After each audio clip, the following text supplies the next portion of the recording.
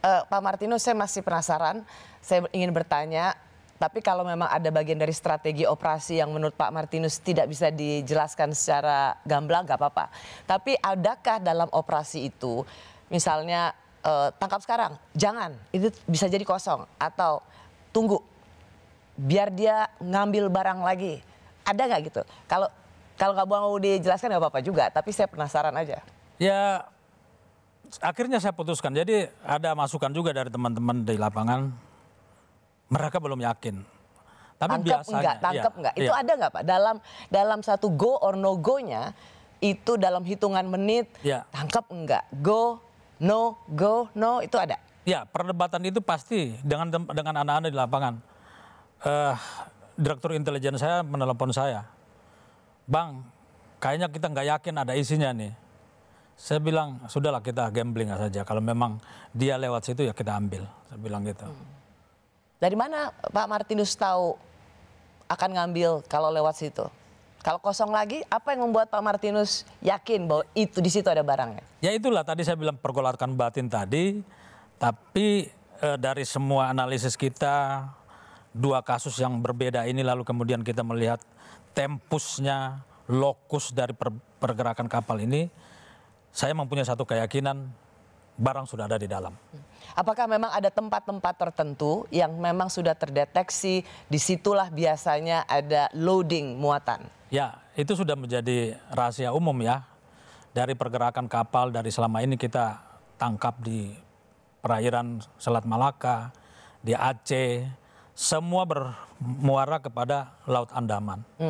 Ya. Jadi Laut Andaman itu, jadi Pak Martinus dan tim melihat, oh biar dia menuju ke Laut Andaman dulu, karena dia kan sebenarnya udah ngiter-ngiter dong Pak, si laut apa namanya ini, Dragon Sea. Ya, Laut Cina Selatan. Dia nama kapalnya? Dragon Sea. Si Dragon ini kan dia pasti sudah menyusuri terus kan Pak, dan pasti dalam observasi BNN melihat ada satu momen dibiarkan lewat dulu sampai dia mengambil muatan di Andaman. Disitulah Pak Martinus yakin bahwa barangnya sudah ada. Ya, itulah yang membuat saya yakin. Tapi ya itu kembali lagi kepada apa ya, pergolakan batin, dia dan tidak itu menjadi, karena ini kan kita menangkap orang itu kan harus ada kepastian bahwa barang ada padanya. Itu kunci dari undang-undang narkotik. Kita harus menjerat orang, kita boleh menjerat orang ketika barang ada padanya. Itulah yang membuat ada sedikit pesimis di situ.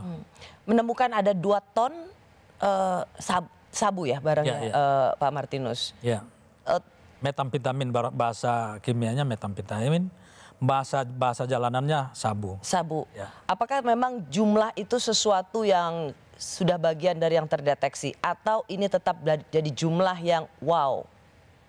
Sebenarnya kita tidak saya tidak berpikir harus 2 ton itu loh, dapat mendapat 2 ton itu. Karena biasanya kan kapal-kapal yang besar itu yang kita tangkap selama ini kan hanya 1,3, 1,6 paling tinggi.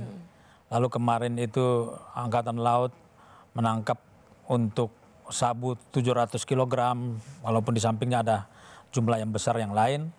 Tapi ketika sudah menghitung pun, saya masih belum yakin ini 2 ton. Bener nggak nih 2 ton? Betul, iya.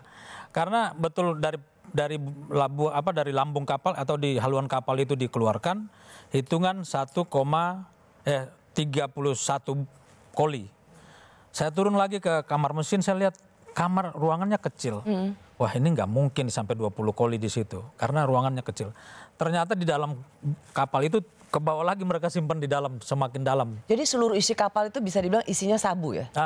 Hanya ada 2 kompartemen di situ, kompartemen yang paling depan di haluan dan satu di samping mesin kapal, samping kanan. Tapi kan kecil tadi Pak Martinus Betul, bilang. Tapi ternyata ruangannya itu dalam. Oh. Sehingga perkiraan saya paling sini 20 koli. Ternyata di situ 36 koli. Jadi dihitung betul udah sampai 50, 60. Saya ini kalau 60 masih lebih lagi. Tadinya saya perkirakan 1,5 setelah sampai 60 koli itu kan dihitung 1,5. Ternyata masih ada lagi 7 kali lagi. Gila. Jadi totalnya 2 ton. Wow. Itulah yang bikin kita terkaget-kaget. Wow. Luar biasa ya, berani bawa narkoba sebanyak itu. Artinya mereka melihat itu memang mau ke Indonesia, Pak Martinus. Dari pergerakan kapal, kita yakini bahwa ke Indonesia. Sebagian itu ke Indonesia karena dia melewati pesisir laut Kalimantan Utara. Barang-barang yang masuk dari Kalimantan Utara itu pasti yang kita tangkap di perbatasan Kalimantan Utara dan Malaysia, kemudian Kalimantan Barat dengan Malaysia, itu semua pasti dari laut.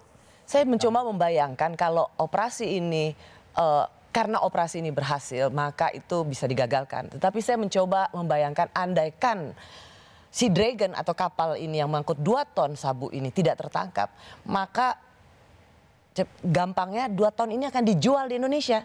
Sangat mungkin. Dan ini kita kan tergantung perintah dari pemilik kapal itu ya, yang kita sudah bisa ungkap kemarin DPO-nya.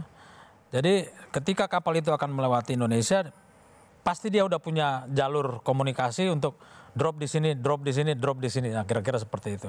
Wow. Wow. Memang pasar Indonesia segitu potensial ya bagi bandar-bandar. Ya, kalau kita melihat ada 2 hal yang menjadi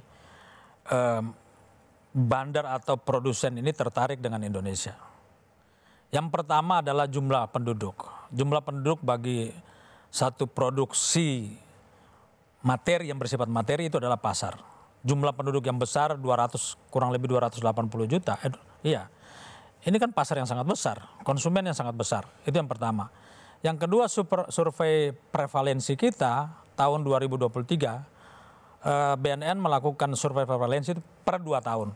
Terakhir 2023, dan kita tahun ini sedang melakukan lagi survei prevalensi kita. Pengguna narkotika itu 3,33 juta. 3,3 juta kalau nggak salah Pak Martinus pernah bilang. 330 juta warga kita yang menggunakan narkoba. Ini bukan angka yang kecil.